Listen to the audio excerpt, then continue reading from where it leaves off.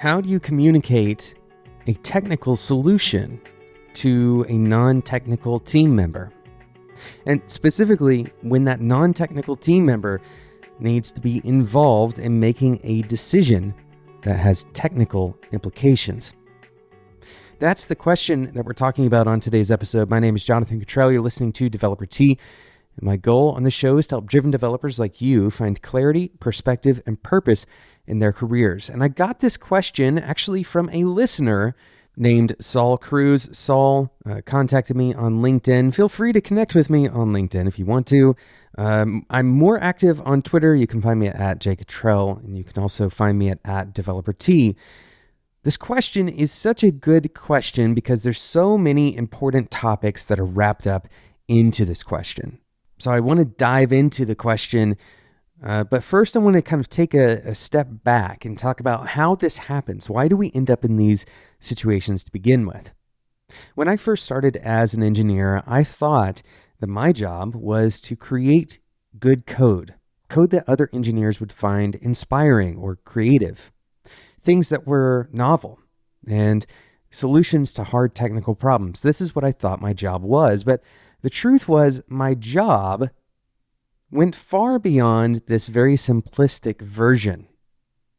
It's easy to attach to those things. These are the kinds of things that a lot of engineers believe. They believe that a lot of their job has to do with the quality of their code, or the vast majority of their job has to do with whether or not they're solving hard technical problems with novel solutions. And that's not wrong. It's not wrong that that could be a part of your job. But your actual job, and when we say job on the show, on this episode at least, we're talking about what your employer is willing to pay you for, right? What they are willing to give you money for.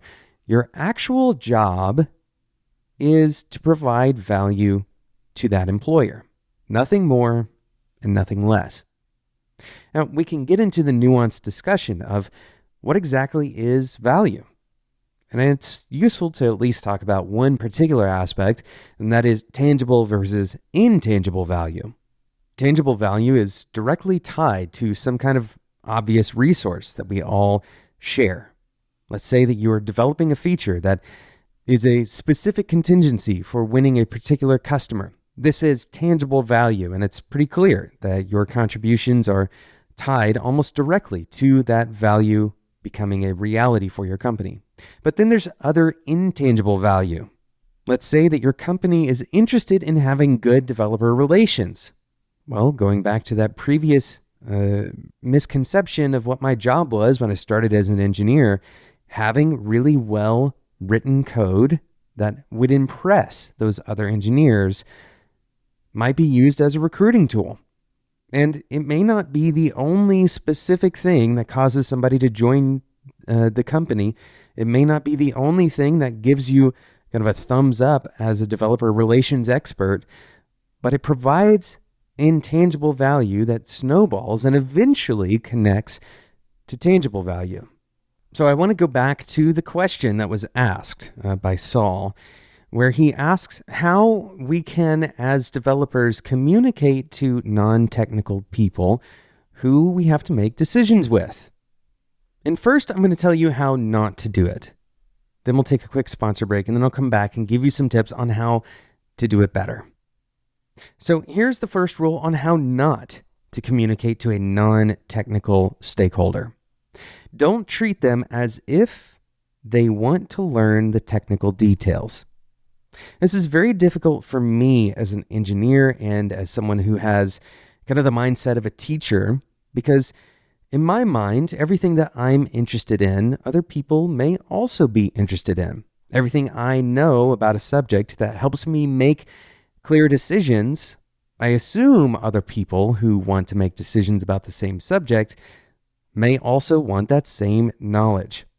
But the truth is that your role is not to be a teacher. And that's not to say that you won't provide some information, some critical information even, as a subject matter expert, but a subject matter expert's job is not to teach the technical details, but instead to communicate their impact. So we're kind of getting ahead of ourselves here. But it's not to teach the person who is non-technical. That's not your job to teach them.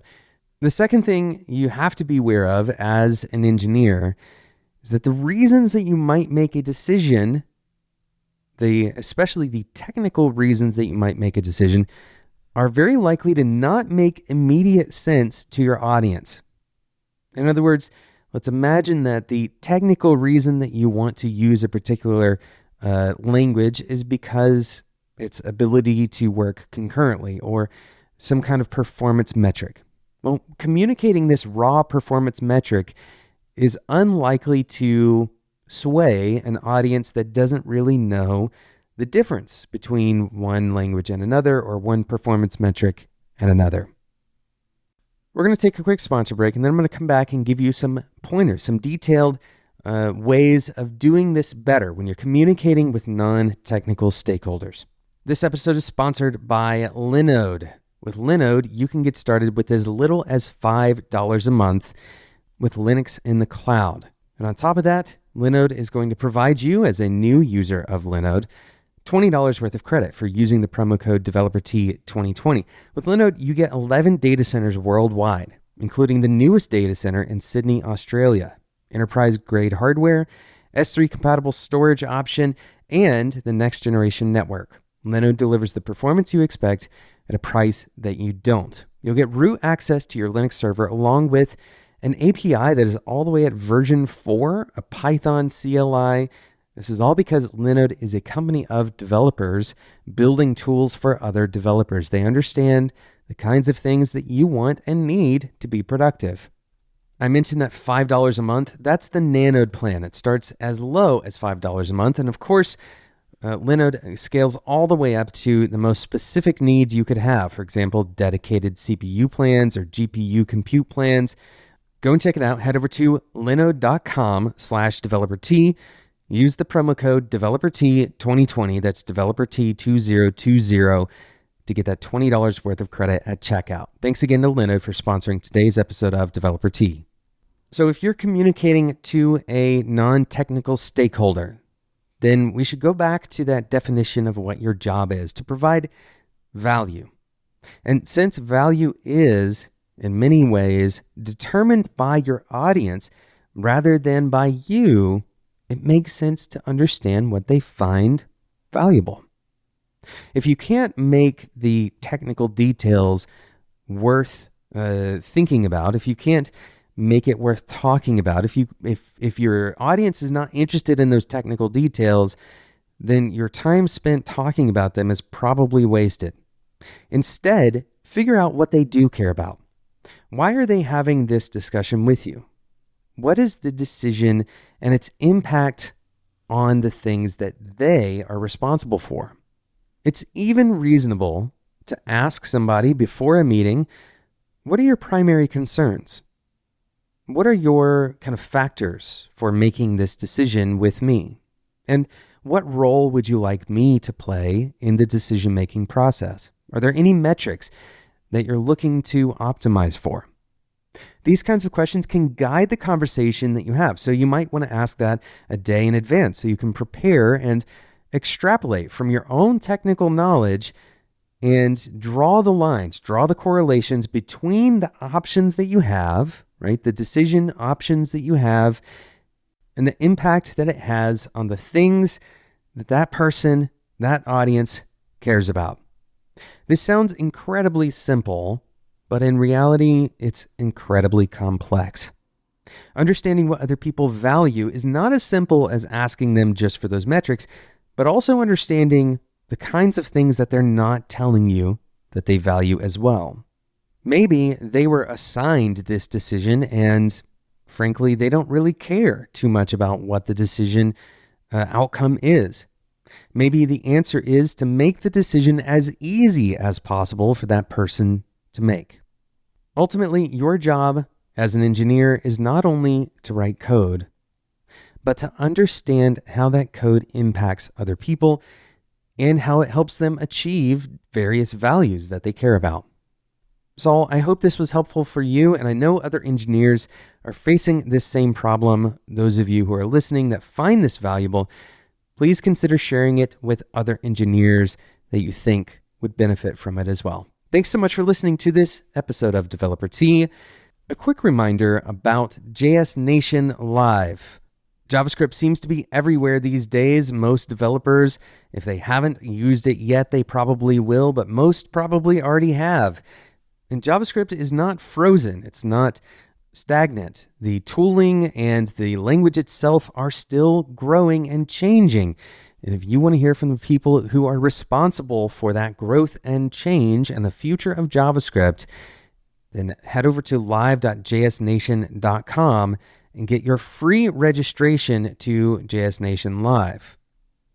This is happening on June 18th and 19th as of the airing of this episode. That is 6 days away. So go register. Head over to live.jsnation.com. Registration is, once again, free. Thanks again to Linode for sponsoring today's episode. Head over to linode.com/developertea and use the promo code developertea2020 at checkout to get $20 worth of credit on any Linode service or product. Today's episode was produced by Sarah Jackson. My name is Jonathan Cottrell, and until next time, enjoy your tea.